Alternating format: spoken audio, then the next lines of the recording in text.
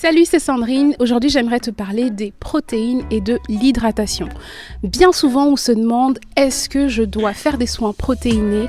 Est-ce que je dois plutôt faire des soins hydratants? Qu'est-ce qu'il faut que je fasse pour que mon cheveu se porte bien? Eh bien, ce que tu dois savoir, c'est qu'il y a deux raisons principales pour lesquelles tes cheveux se cassent. L'une des raisons, c'est soit qu'il manque d'hydratation, soit il manque de protéines. Il faut vraiment qu'il y ait un équilibre entre les agents hydratants et les protéines que tu vas apporter à ta fibre capillaire. Lorsque c'est bien équilibré, alors ton cheveu se porte en excellente santé. Lorsqu'on a un cheveu de type défrisé, donc le processus de défrisage fait en sorte que nous perdons en fait la kératine, qui est la protéine principale en fait de la fibre capillaire.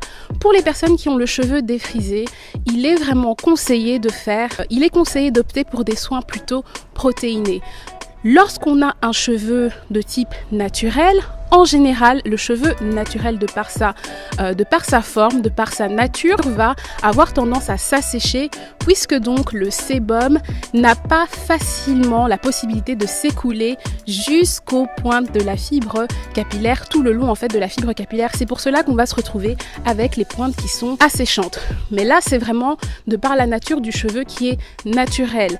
La kératine étant présente dans le cheveu naturel lorsqu'il n'a pas été chimiquement modifié, il va plutôt falloir aller rechercher plutôt des agents hydratants. Vraiment, que ce soit dans vos produits, dans vos masques, lorsqu'on a un cheveu de type naturel qui n'a pas été défrisé, dont la nature chimique n'a pas été modifiée, il va falloir aller chercher des soins plutôt hydratants. Comment est-ce qu'on perd la kératine dans les cheveux? Par l'action du défrisage, par l'action de la chaleur. Donc lorsqu'on utilise des fers à lisser fréquemment, alors il y a un risque de perte en fait de la kératine. La kératine, c'est vraiment cette protéine qui va permettre en fait aux cheveux d'être forts, d'être vraiment souples, qui va aussi permettre de retenir en fait toute cette hydratation dans la fibre capillaire. Alors si tu es une personne qui a le cheveu naturel, non défrisé, qui n'utilise pas souvent le lissage, les sources de chaleur, alors il va plutôt falloir te concentrer sur les soins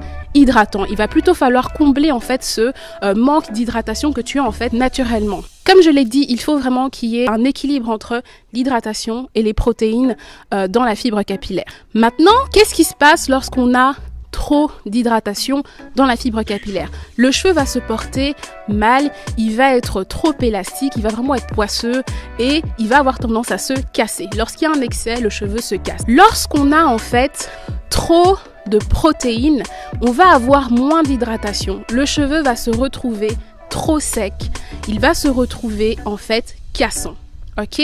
Donc il faut vraiment un équilibre entre les deux. Trop d'agents protéinés, pas assez d'agents hydratants, le cheveu va avoir tendance à se casser. Il faut savoir dans quel état se trouve votre cheveu. Est-ce que mon cheveu a besoin de protéines? Est-ce que mon cheveu a plutôt besoin d'agents hydratants? C'est pour cela qu'il faut aller chez des professionnels de la coiffure. Il faut aller chez des personnes qui vont vous faire un diagnostic capillaire afin de savoir ce dont votre cheveu a réellement besoin présentement.